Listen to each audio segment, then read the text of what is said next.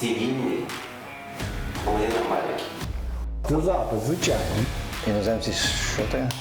Добрий день, друзі. Продовжуємо наші ефіри. Говоримо про війну, про ситуацію в Миколаєві та Миколаївській області. Сьогодні з нами Майкл Стівен Березханський, житель сонячної Флориди, це Сполучені Штати Америки, і доброволець, який бажає стати військовослужбовцем Збройних сил України. Добрий день. Добрий день. Для початку, давайте трохи про себе. Хто ви? Як потрапили до України? Так, мене звати Михайло. Вибачте, бо я багато не розмовляю українською, але розумію, я буду старатися, але дуже важко мені так говорити, бо я буду відповідати англійською. My name is Michael. I live in Florida. My grandparents immigrated to the United States after the Second World War, and they lived in a big Ukrainian diaspora community. So I was raised in the Ukrainian community and did lots of Ukrainian things, like I was served in a Ukrainian church, did Ukrainian dancing lessons, Ukrainian summer camps, things like this. We learned about every Saturday we went to Ukrainian schools and did religion classes and this kind of thing, learned about the history, culture of Ukraine. So I grew up, in this Ukrainian community. Хто ви у звичайному житті? Ким працюєте? Yeah, in America I owned several businesses related to construction, real estate, this kind of thing.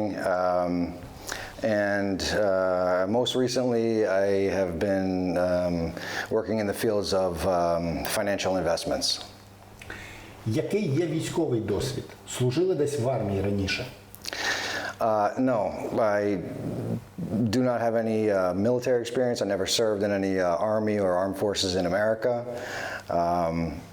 But because of my Ukrainian upbringing, when I saw the events leading up to the war here, I actually I've been wanting to come to Ukraine for the past 20 years anyway, just to see,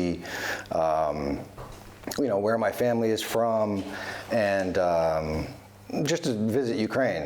And the timing never really worked out. And back in 2014, when all those conflicts started, I really wanted to come then and help. But it wasn't a good time for me because I had small children. I have 3 children. But this time, the whole world saw how Russia was aligning itself on the border. And, we've been watching this conflict since, November, December, January, and then finally February. And on February 24th, when Russia, officially invaded Ukraine, it was like a light switch just went off, and I had this very, very strong feeling that I have to go do this, and I have to come and help the people of Ukraine. Чи є ще іноземці, які зараз прибули до України разом з вами, бажають стати військовослужбовцями Збройних сил України?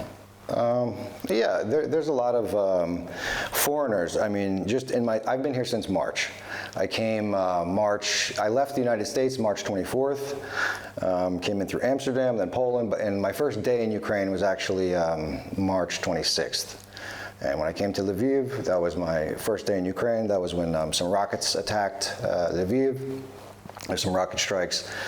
And but since then, I've been to a lot of places. I served in the Foreign Legion, and just in this almost 6 months that I've been here, so many people from around the world. I mean, a lot of foreigners, are here and still want to come and help. So not everyone. I was in a unique position because I was able to right away almost drop everything and come immediately. My passport was expired at the time, so I had to go through that Department of State process. But it took me, about a month to get here. I started right away the process as soon as the war began. But it was easier for me because I didn't have to, I was self-employed and I didn't have to. My children were already, kind of grown.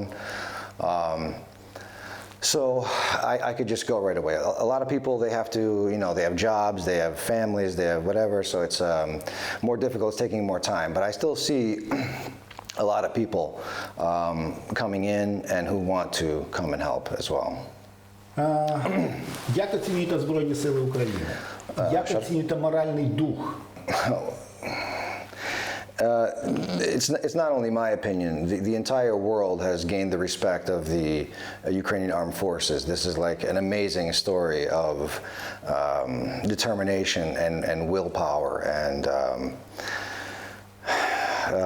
courage and bravery and all these things. I mean, the Ukrainian fighters are amazing.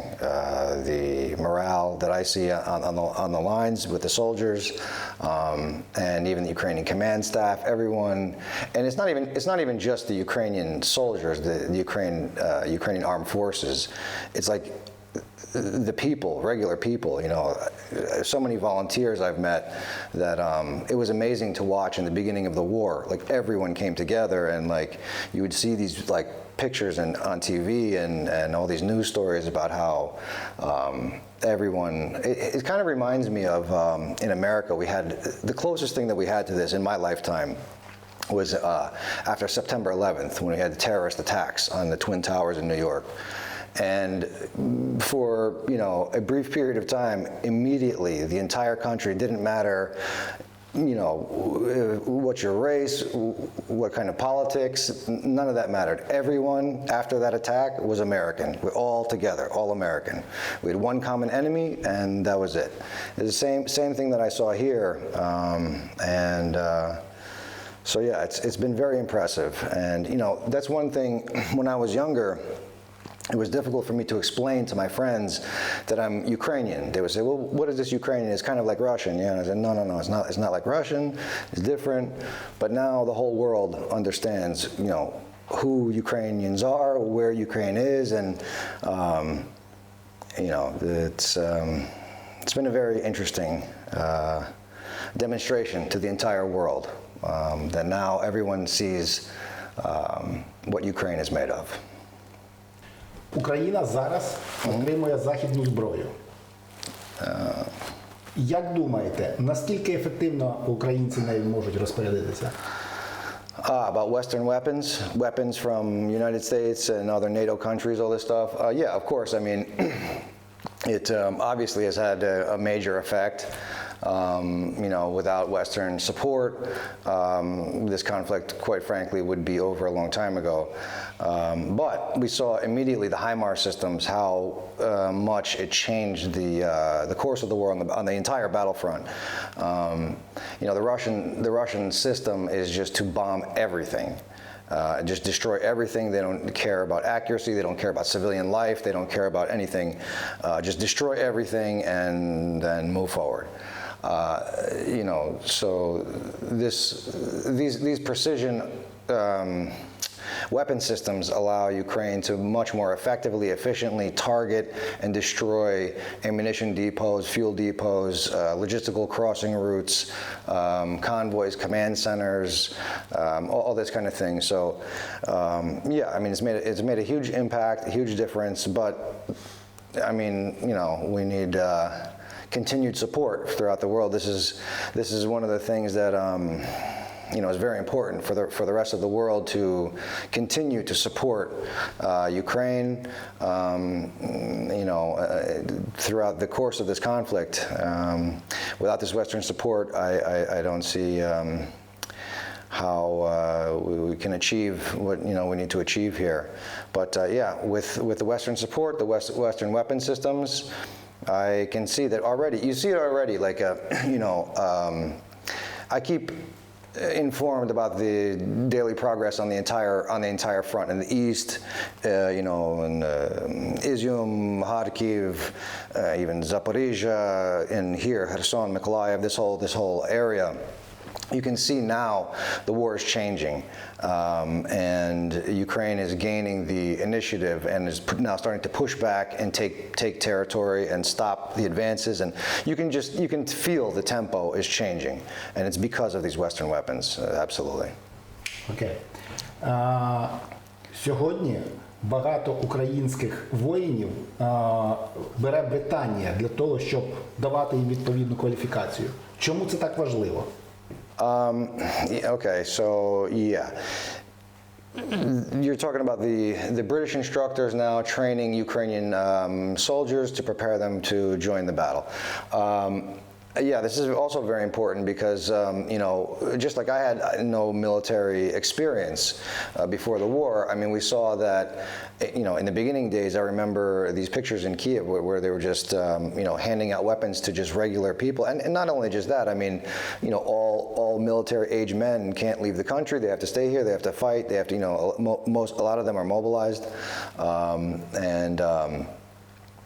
But a lot of these guys have no military experience. They never held weapons in their hands, and so this is why it's very important also for the, you know, part of the role that we play is to act as instructors as well, to teach, you know, basic firearm handling and just like basic tactics and this kind of thing. So,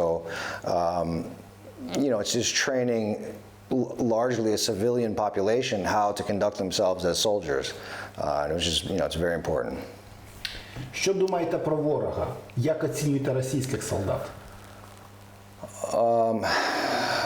I mean, I probably shouldn't say, you know, what I actually feel about the Russian soldiers, but first of all, I mean, you know, the Russian command staff, I never imagined that in modern times that we would see this kind of destruction and just like complete lack of any kind of caring for civilian life, innocent civilian life. You know, a lot of the I mean, we're looking now at pictures of just civilian buildings destroyed, families just completely, millions and millions of people, you know, displaced from their homes, refugees, all this. You know, this is a humanitarian crisis. And it's just, you can't even put into words, you know, what kind of maniac does this kind of, you know, action and sends their military to do this. But as far as the Russian soldiers, the reports that I get are that, you know, for the most part, you can tell not only with the aid of the Western weapons, and maybe because of that as well, that you know, the Russian morale of the Russian troops is down. They're you know, abandoning their posts, disobeying orders. I mean, we've even heard of them injuring themselves on purpose to get out of the war. They don't want to be here. That, you know, most of them I think don't really want to be in the fight. And they soon will leave, but they'll have no choice. But yeah, the Russian soldiers. Obviously, I have nothing I can say that's good, and that's the other thing as well is that. I think it's important, you know, when I first came here and I first started to see all of these atrocities, I didn't understand why, you know, we would even take the prisoners and, you know, they're just so savage and just do all this, like, insane, heinous things. You know, you can't even understand their mentality. It's a testament to Ukraine and the professionalism of the Ukrainian soldiers that they act according to, even though the Russians don't abide by any of the Geneva Conventions and this kind of thing. The professionalism of the Ukrainian soldiers. I mean, they conduct themselves in a you know, moral capacity and. Are very professional. It's like night and day. When you see the Ukrainian soldiers versus Russian soldiers, it's like completely different disposition. Що знають американці про цю війну? Вони взагалі про неї знають?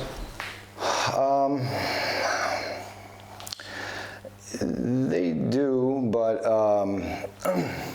so in the beginning, you know, the whole world knew about, not only America, but the whole world was aware of the conflict here. And I think it's like anything else. You know, over time, people if it's not right in front of their face, they start to forget. And so in the news cycle, I mean, you guys probably have this as well. There's a news story, but every day there's a new story. And if it's not in your backyard, then sometimes you don't think about this. So it's very important for, I think even President Zelensky has, made appeals to the rest of the world to not forget about this war and that it's still continuing and that we still need the support and help of all the Western allies. But as far as the American people, I mean, it's like a political thing.